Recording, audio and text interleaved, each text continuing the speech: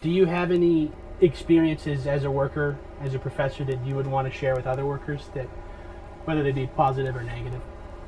I think my experience as a worker at USC has made clear to me like that a lot of our tenured friends will rhetorically support a lot of the things that I support, but then when the rubber meets the road and they're actually expected to do anything about those commitments, they tend to those commitments tend to evaporate.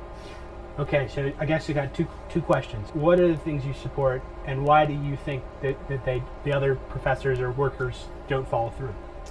I think this is a general thing across society, not just at the university right now. But I think everybody feels so precarious. Everything feels so on the edge, and so even people who are making $100,000, $150,000, $200,000 a year in their positions feel as if they are on a ledge, and so they, even though they have far more security, far more ability to push against kind of heinous forces that are at work in the university, they've been cowed. They've been, and that's what the kind of reactionary and right-wing forces in the country are after, right? That to make all the people who have any ability to stand up against, who are in positions where they can stand up against these kind of forces of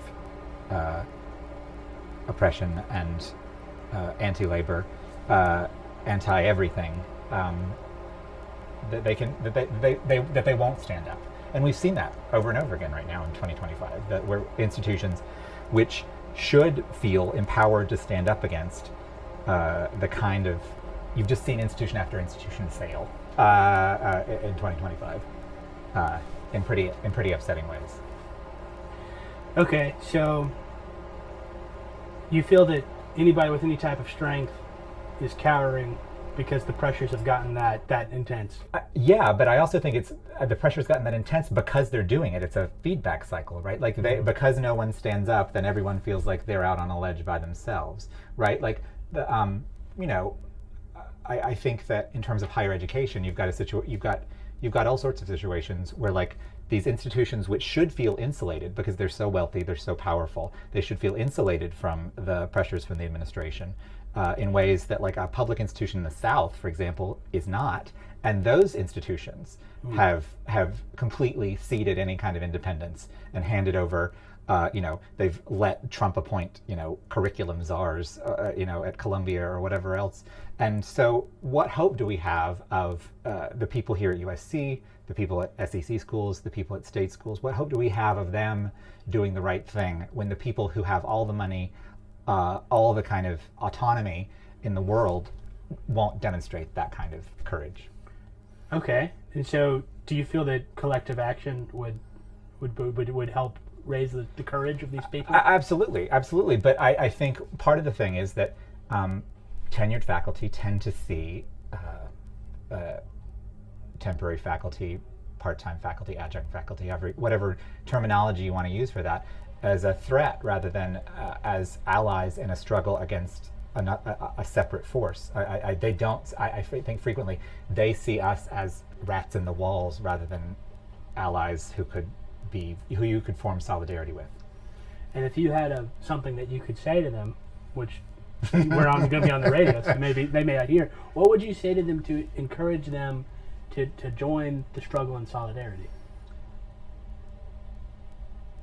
I would say look around. I would say look at what's happening. I would say if look, in 2015, when I was still in graduate school, and I was saying all of these kind of apocalyptic notions of what I thought was coming, frequently I was treated as if I were an alarmist, and all of those things and more have come to pass. And right now, I don't see what the long-term existence of higher education in this country is unless we figure out a way to band together and fight for it and advocate for it